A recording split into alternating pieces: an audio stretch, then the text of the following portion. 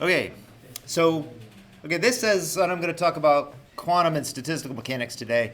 I'm actually going to start that. I'm going to start talking about distributions today. So let's see, business and whatnot. So there's a homework due Monday. There'll be another homework due the following Monday. I made the assignment, but I didn't put an actual assignment in it because I haven't finished writing it yet. But that will be finished before the end of the day Monday. Probably before class. That's the first thing I'm going to do Monday. Yeah. If we have a question over the weekend, will you be available at the weekend? You can email me, and I will do my best. I kind of suck at checking my email over the weekends, but I can try. But if you just email me questions, I can try to make sure that I check my mail on Sunday. Actually, if I write down check mail on Sunday. I'm not gonna wash your hands. Well, between now and when I see somewhere where I can actually write that down useful, I'll see it again. Yeah. I think it says it's due on Sunday, campus. Yes, just do Sunday night. Same as always. It's due the midnight the day before. Okay. So midnight the day before. So formally on Sunday. I don't actually care. I'm just going to start grading on Monday morning. So get them in before that. So both homeworks should be due on Sunday, this Sunday and then the next Sunday. But I want them on Monday. Midterm will be the following Wednesday. If there's a couple of you who get accommodations in one way or another, please talk to me about that sometime next week and schedule it with the testing center. Okay, so today I'm going to talk about distributions, and mostly I'm going to talk today about probabilities and distributions, and that's what I'm going to spend a bunch of today on.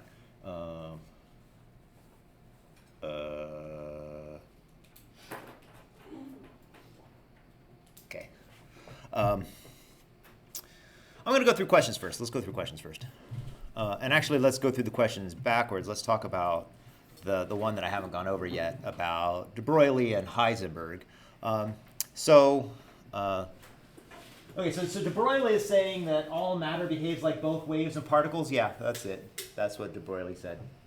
And that was a really major breakthrough because we had this existential crisis about what a photon was because we were pretty sure the photons were just waves, but then they start behaving like particles. So we're like, well, that's weird. I got all these particles. Maybe they behave more like waves too. And it turns out that's true because what a thing is a wave in probability. I'll talk a little bit more about that later. So one of you said, can you discuss Heisenberg? It makes sense to me, but it also doesn't make sense to me, which I enjoyed because that's a nice superposition of being in both states. So we'll try to clarify that and collapse your wave function.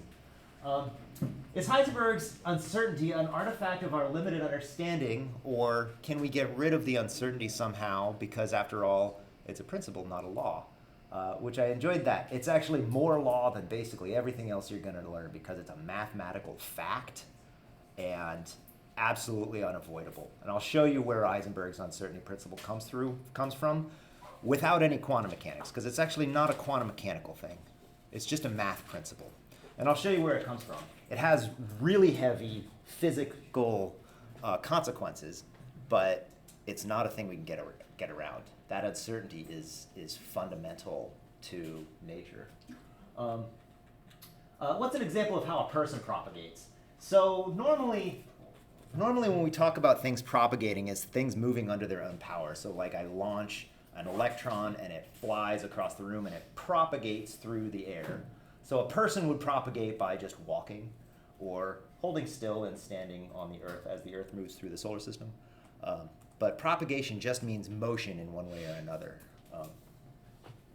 Another way that people propagate is by going out to dinner and having a nice time and spending the night together and making new babies, because propagate also means continuation of the species. But I'm pretty sure that's not what you were asking about. So if I'm standing still, am I like a standing wave?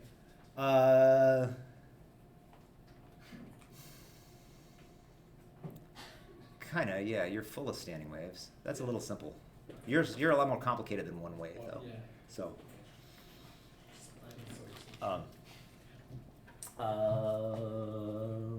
So wait, propagation you said is moving under its own power? Just moving.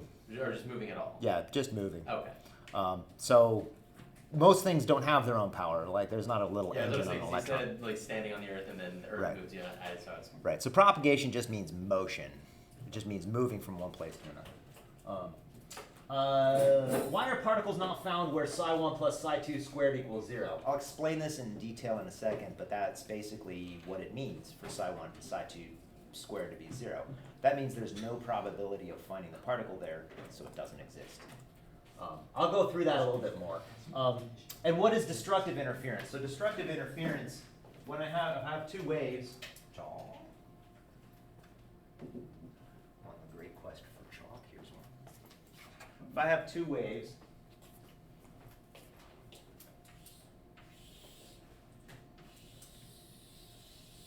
I've got this wave. Oh, let's get another piece of chalk of a different color. I bet there is one. That's why I'm bad at poker. There isn't. I lost my bet that there's nothing. So if I have another wave that is this same wave, but 180 degrees out of phase, so I just shift it by one, then I'm left with this wave here. Now I didn't invert it, I shifted it. What do I get when I add these two waves up? Nothing, because when this is up, this is down. So they cancel each other out. Now you never have it where they cancel everywhere. Normally you have it where I've got a source of waves here and a source of wave here, and they make these wave fronts, and there's a space in the middle where they perfectly cancel out. Well, it's the space in the middle where they perfectly add, but it's space here where they perfectly cancel out. So usually the destructive interference is intermittent spatially, so it doesn't fill the space. It's only in certain localized spots. How does uncertainty principle show itself experimentally? I'll explain that later when I talk about distributions.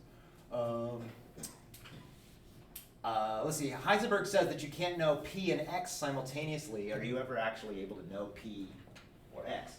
Yeah, but then you don't know the other one. So you can know one of them in principle quite well, but then you don't know its momentum. How can photons have momentum if they're massless? I don't have a good answer for that one. That's just a property they have. I'll explain uncertainty. What is the biggest particle that will interfere? Can protons? Yeah, everything will interfere. It helps if it's a fundamental particle, like the Higgs boson's a pretty big particle, it'll interfere with itself. If you have like two laser beams that were like perfectly or deconstructive interfering, like would you still be able to detect the photons? Even though it's So okay, there's this thought experiment that you want to be able to cook up, but you can't actually cook it up, where I get some set of mirrors where I somehow get two photons to perfectly interfere everywhere. You can't have it, it's not gonna happen. So first, you don't know, you'd have to have them perfectly lined up. That would mean you have to know both their momentum and their position perfectly. You don't. So one of them you don't know. So one of them, it's either it's not in the right spot or it's not going in the right direction. They will diverge. Could you get lucky? No. Because that's what Heisenberg says, is you're not going to get lucky either. But that's an interesting question. And I like thought experiment questions like that, because a lot of times you get interesting things, and this is the boring answer of you can't actually make that happen in practice. So anyway, so I don't have a good answer of what would happen, but you can't make it happen. So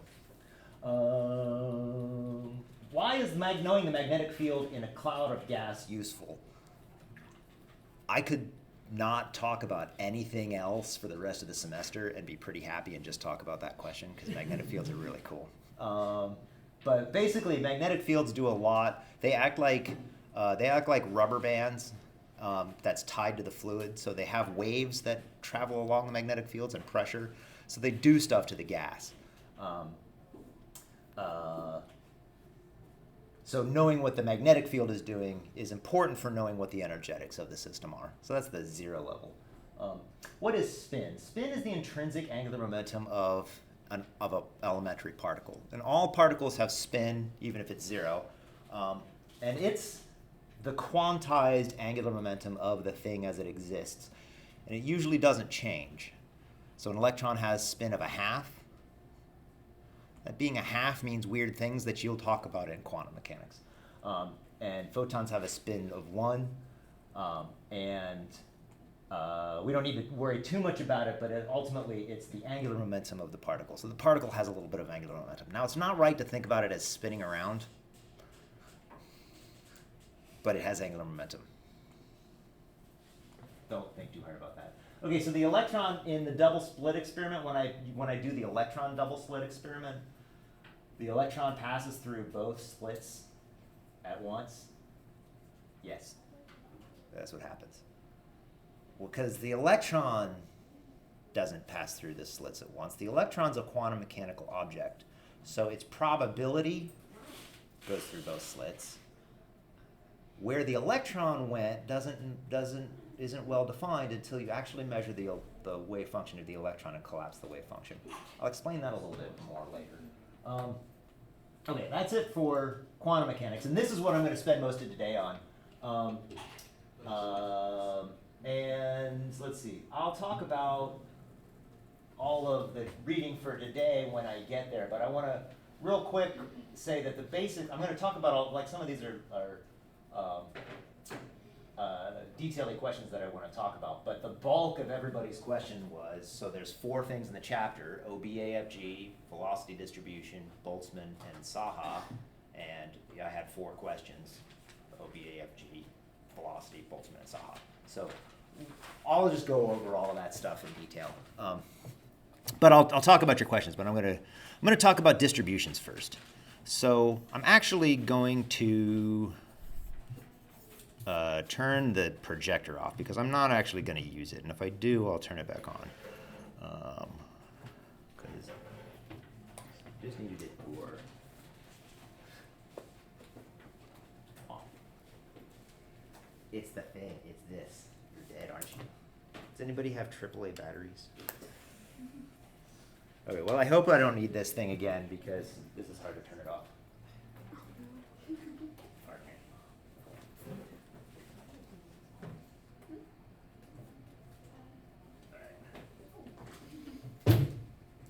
Okay, so by a show of hands, how many of you have taken a statistics class? Oh, okay, good number of you. All right, how many of you have not taken a statistics class? Because that's actually easier for me to count because there's, okay, cool. That's not a requirement. And I'm not going to talk really about statistics, I'm going to talk about probabilities. Was that? I fucking hate statistics. Ah, you're in the wrong field. All the way. Oh, that sucks. Yeah. No, that's a lie. That's not the right answer.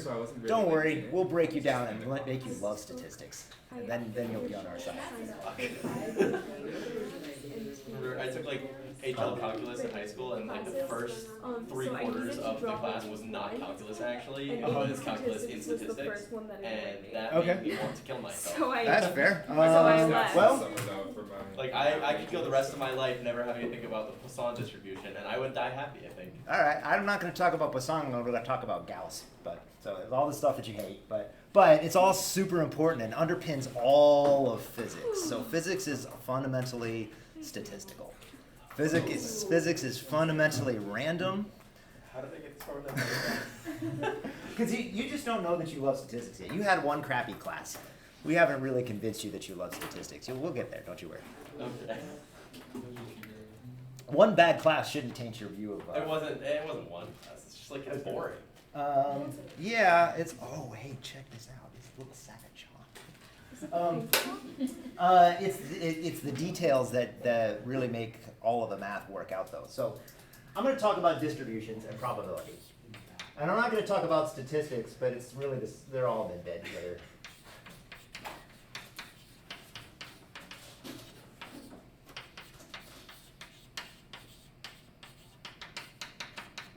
Okay, so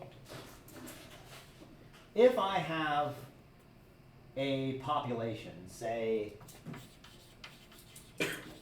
people, and I want to make pants for those people.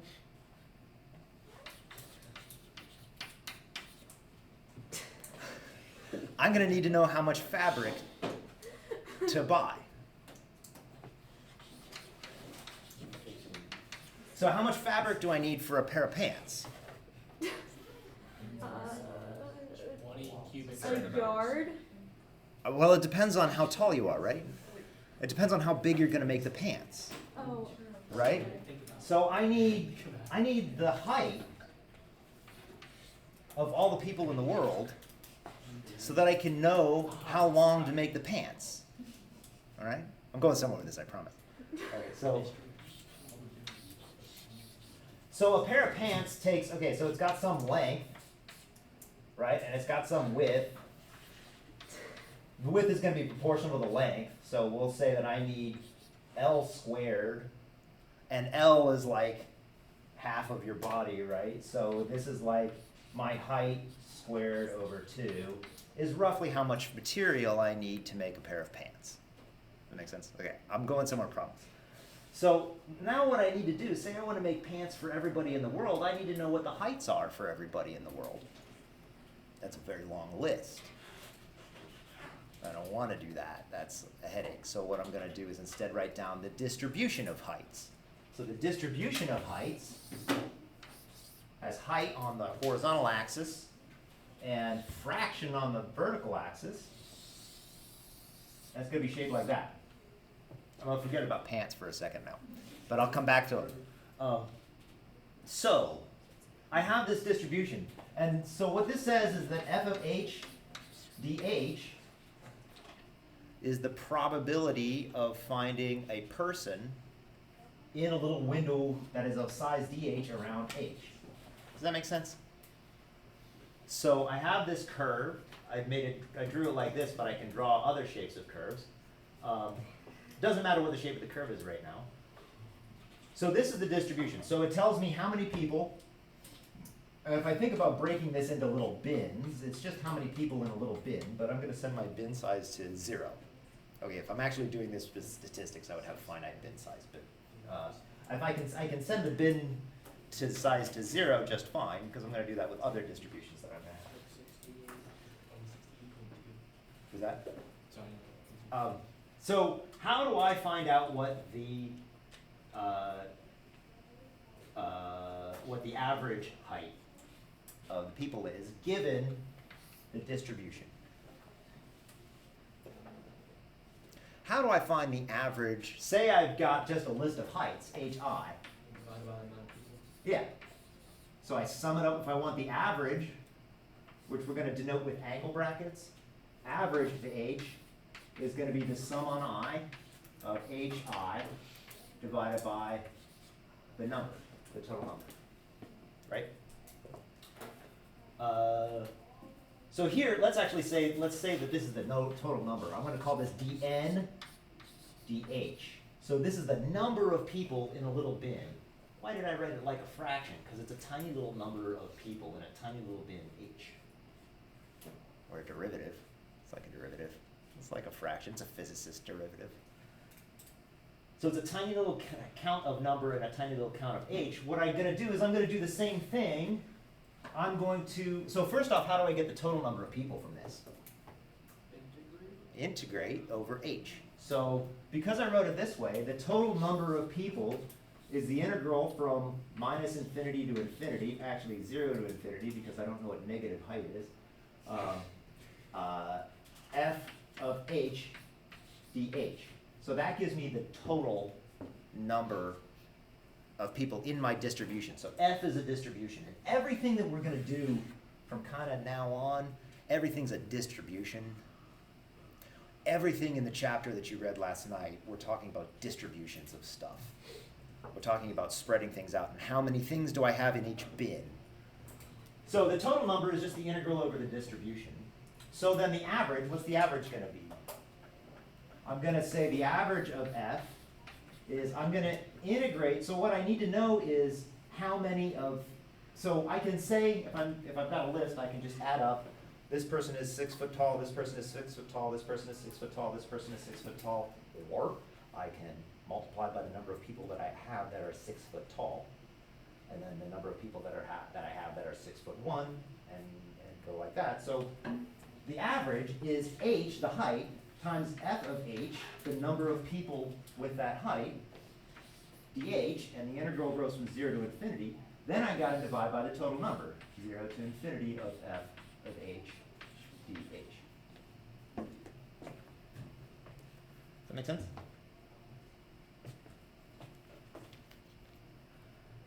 I want to figure out how much material I need to make all my pants. Let's say that's actually a horrible function. Let's say that it's not h squared. Let's say that it's h to the cosine of h. I don't know. Just some horrible function. We'll just call this L of h. Right? How do I find out the total amount of material that I need to buy if for a pair of pants for a person of length of height h, I need L of h. To find the total amount of material,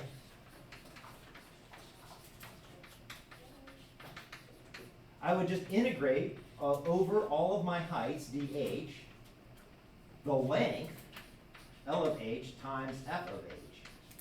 So I march along all of the heights that are possible, and I say for each height, I'm going to count how many things I have in that bin, and how much material I need to make that happen.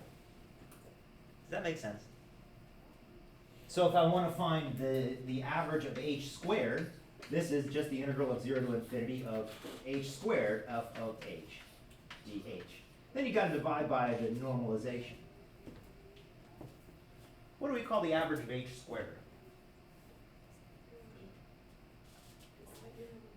Root of h squared. This is just the square, you're getting there. This is the variance. And the standard deviation is the variance minus the average squared. Oh, that should be an h, not a b. It's equal to, the standard deviation is equal to the variable minus the variable, the average variable squared. That's the standard deviation. That's how far away from the average you are likely to be. And that should be a thing that everybody's heard about, and if you haven't, we can talk more about it. Okay, so from now on, let's make f a probability distribution. F is a PDF.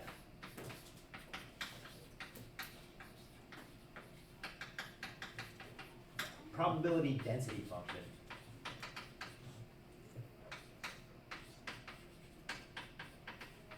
And so I'm going to actually, that is going to be f divided by f, the integral of f dh. So we just divide by the norm, and we get something that is a PDF. The hallmark of a PDF is the integral of a PDF equals 1. Why? Because that way I don't have to divide by the number anymore. I just pack it into the PDF. The PDF adds up to 1. I don't have to divide by the number anymore. So let's talk about one of my favorite distributions, Gaussian. We're going to talk about Gaussians because they're everywhere. Nature loves Gaussians. Nature loves to make Gaussians. So actually, let's go back to this height thing. Say I want to know how many people are between 4'1" and 5'2". How would I do that? Oh, survey. Well, no, I mean, I got an h already. Integrate. Integrate. So I integrate from h1 to h2 of f of h dh. Since I turned f into a PDF, I need to multiply by the total number, because now this gives me the fraction of people, because I turned f into a probability distribution, which just means it adds up to 1, which means that when I do an integral, I get fractions. So probabilities are just fractions, and that's all you need to think about. It's just fractions. And we get fractions from integrating these things that add up to 1. Okay, how many of you how many of you have never heard of a Gaussian before? How many of you have heard of Gaussians and are super comfortable with manipulating them? How many of you have heard of a Gaussian at one time and really could use to hear more? I guess we. So, so we've got some function, we're going to call it g of x. And it's got parameters mu and sigma. This is a semicolon. It separates the actual argument of the function from the parameters of the function. So these describe what the function is like. So let's set this to 0 and this to 1 for now. The Gaussian is equal to e to the minus x squared. E to the minus x squared. So what does that look like? So if this is x, what's g of 0? You can do that in your head. It's what? 1. And what happens as I move to higher numbers? It falls off. Does it fall off past 0? No, it asymptotes to 0. So it falls off and asymptotes to 0 that way. What's it do on the other side? Square. Same thing. Right? What's the total of this? I'm going to write this over here because I'm going to need it later. The integral from minus infinity to infinity of e to the minus x squared dx. Does anybody know this off the top of their head? You will by the time you're done with physics. This is the square root of pi. Probably by the time you're done with static. This is the only integral that you actually need to know because you just make everything else look like this. What's that? He said that's a pretty cool coincidence. That's not a coincidence, is it? So that this is pi? Yeah. No, exponentials and pi's are buddy. The other integral that you need to know is if I'm going to integrate this guy from 0 to a of e to the minus x squared dx, this is pi over 2 square root of that. That's definitional. I don't know why there's a square root of pi here. Because I'm defining this thing called the error function. And this defines the error function. So what I wrote down actually doesn't help you in any way, because if you come to an integral that you need to do that's like e to the minus x squared, but it's got finite elements and not infinite, then you get an error function, and that's something you just got to plug into a calculator. Error functions have properties, like kind of like sines and cosines have properties. It's just a function that you can write down. We'll need that. So if I want to know, so let's talk more about the Gaussian. So this is a Gaussian that has unit variance and a 0 mean. I can add a mean to my Gaussian.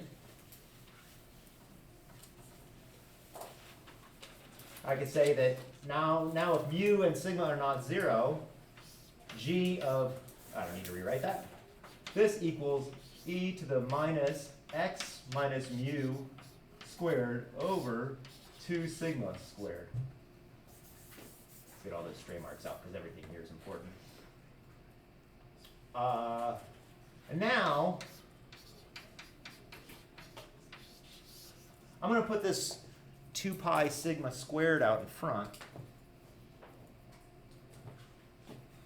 That'll make sense in a second. But okay, I got this 2 sigma squared here, right? I got a 2 sigma squared up there. And I also have a square root of pi, right? So if I integrate this from minus infinity to infinity, I change variables, and this square root of 2 comes out, and the whole integral is just square root of pi.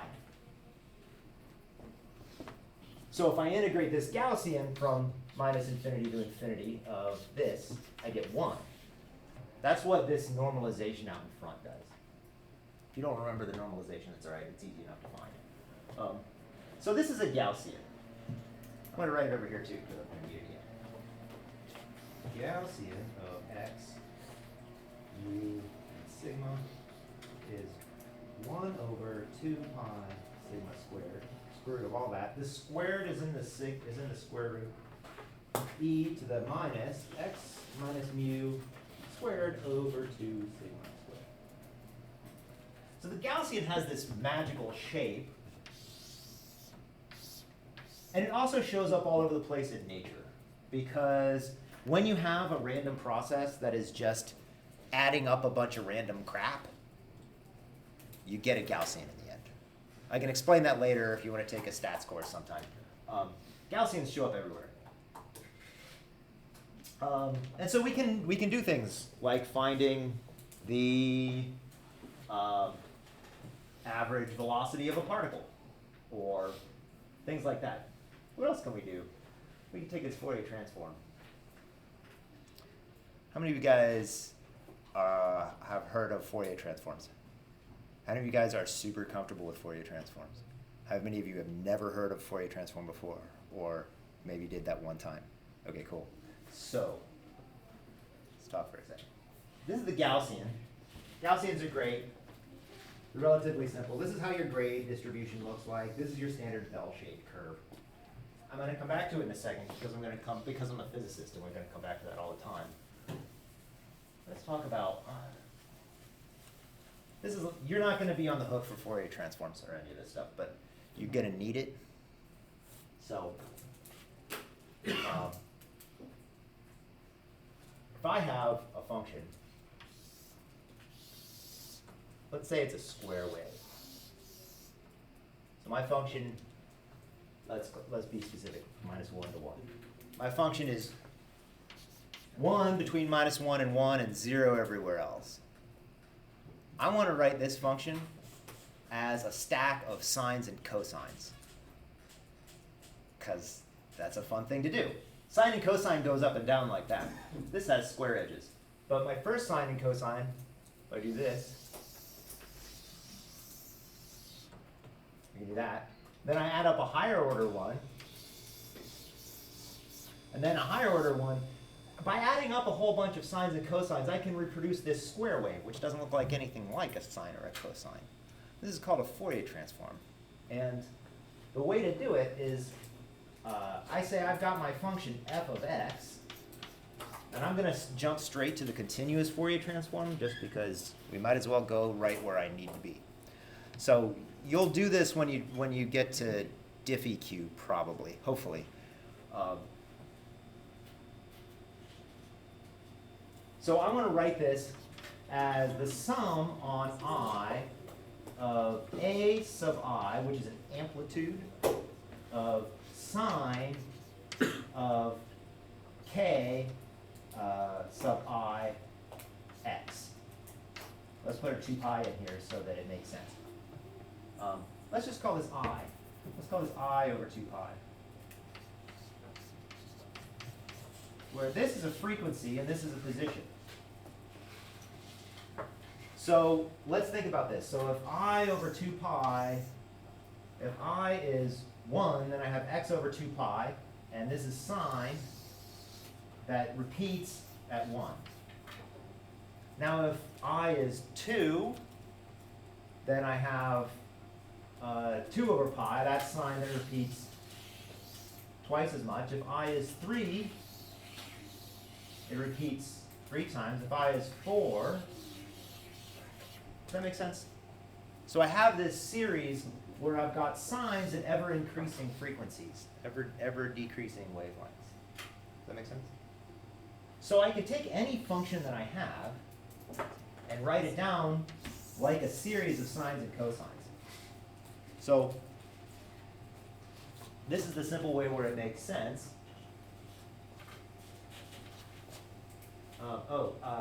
Why is there a pi here? Because of this. So not infrequently I get asked what my favorite equation was, and I have multiple long rants about which one my favorite is. But quite often I say this one, e to the I theta. Does anybody know where this goes? Yeah. Sine theta, nope. Cosine theta plus I sine theta. This is Euler's equation, yeah? So this is where, so you can say e to the I times pi equals what? Cos pi, sine pi. is minus 1. Because cosine of pi is, sine of pi is 0 and cosine is minus 1. So e to the I pi is minus 1, which is one of the coolest things you can write down because it's got all the fun numbers in it. It's got e and I and pi. So, I'm going to write down f of x equals the integral over k of f of k. We're going to put a hat on that. E to the I k dot x.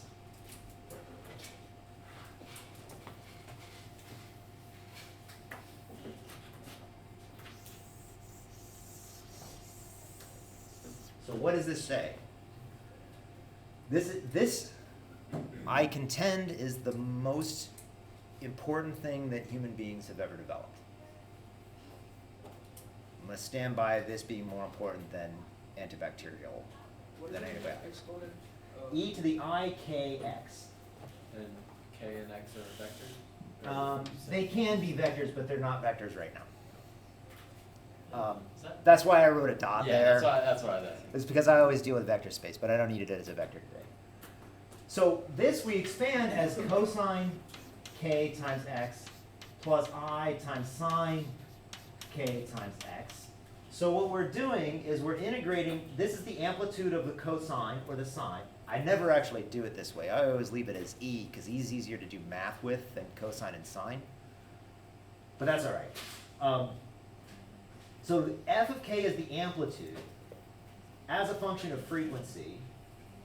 And this is how many cosines and sines of that frequency I have.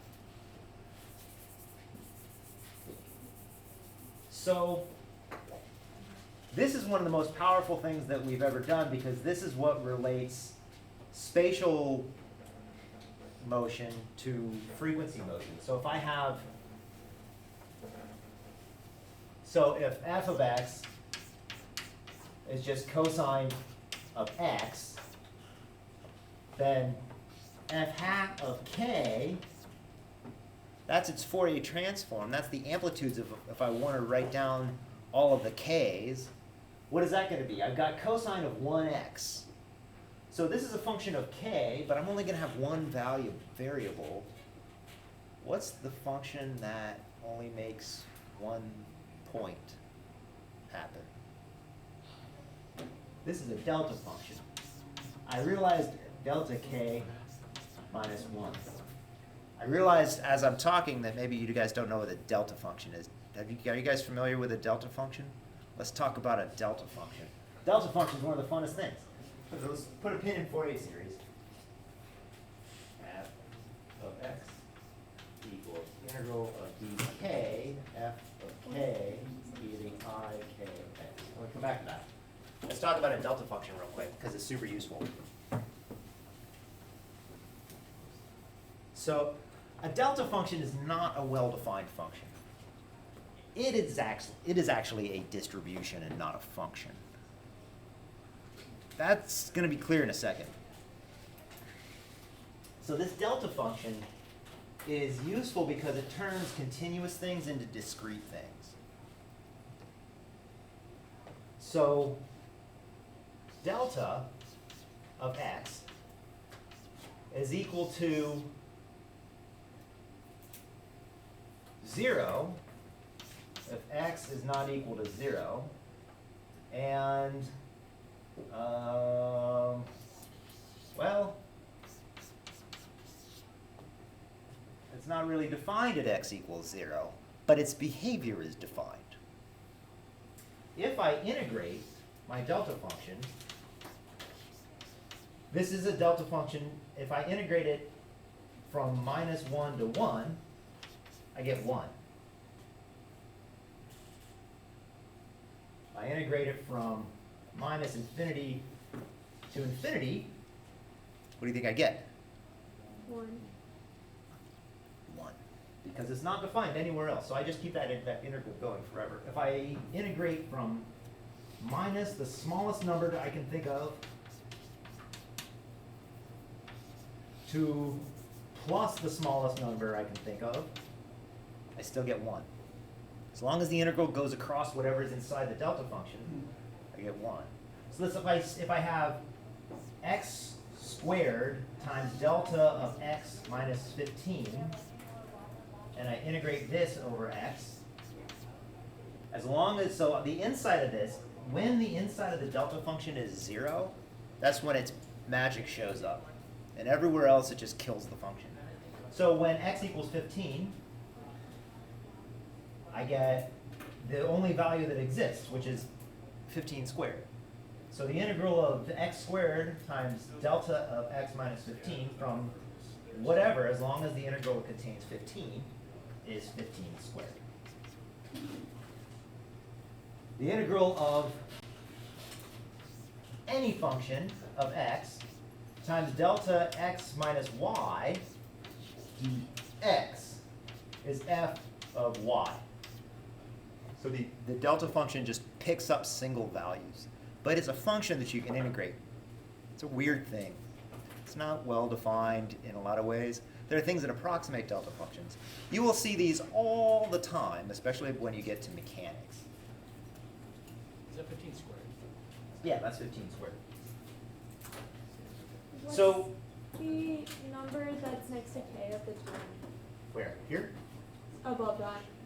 So this is the Fourier amplitude. This is f of k. And I put a hat on it. There's not always a hat on it, but a lot of times people put a hat on the Fourier transform. But it's a function of k, which is the wave Oh, number. that's it. Okay. Okay. So, I got 2 minutes left. I'm going to show you Heisenberg's uncertainty principle in a way that's not actually going to be satisfying, and then I'm going to stop because I don't want to spend too much more time on this. But so I've introduced two really heavy concepts, right? I introduced this really heavy concept, and really it would be best if I had you do a whole bunch of homeworks on Fourier transforms. So I'll do that, but not right now. One of the things that I can show is that if I have a Gaussian, e to the minus x squared over 2 sigma squared, this is a spatial distribution. And this is really useful because this describes kind of what a photon looks like. So this is something that looks like this. Here's x, here is my Gaussian, and the width of the Gaussian is set by the crap in the denominator. So this 2 sigma squared is the width of the Gaussian. Now if I take a Fourier transform of this,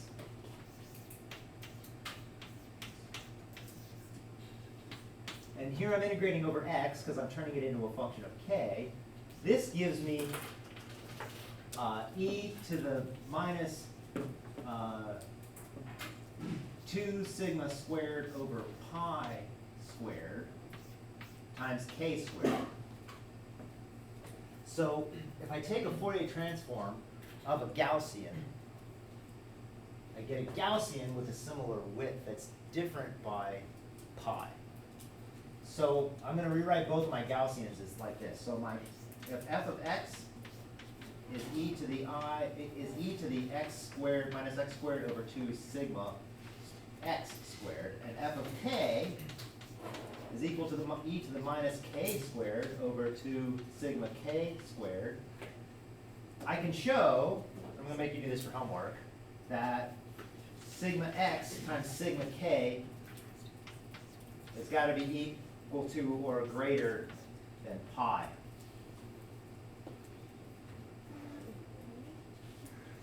So I have this distribution, and I'm going to turn it into sines and cosines. And then I get another distribution of wavelengths. And the widths of those two distributions are slaved together to be larger than a certain number, which I can prove out of this, but I'm not going to right now, because I'm actually out of time. And this is where Heisenberg's uncertainty comes from. So Heisenberg's uncertainty comes from Fourier transforming things. And so why, that doesn't make any sense. Heisenberg was about momentum. Shit. Yeah, Heisenberg's is about a Fourier transform variable. So P, delta x, has got to be larger than some number, h bar. What that means is if I have some distribution of things in real space and I Fourier transform it into Fourier space, then delta x is the width of my distribution in real space, delta p is the width of my distribution in Fourier space. Those two widths, you can't have one that's infinitely wide. Maybe I'll explain this a little bit more, but the funny magic comes from the fact that momentum, what is momentum? So what de Broglie said was momentum was the wavelength equals h over p, or p equals h divided by a wavelength. So that means that this 1 over wavelength is like a k, that's like a frequency, it's a wave number. So the momentum is the Fourier transform of the position. They're conjugate variables. That's the weird thing, and that's why Heisenberg's works. I'm going to stop talking now and leave you all a little bit bewildered. I'm going to pack all of this into homework so that you can actually put your hands on it so that it makes more sense.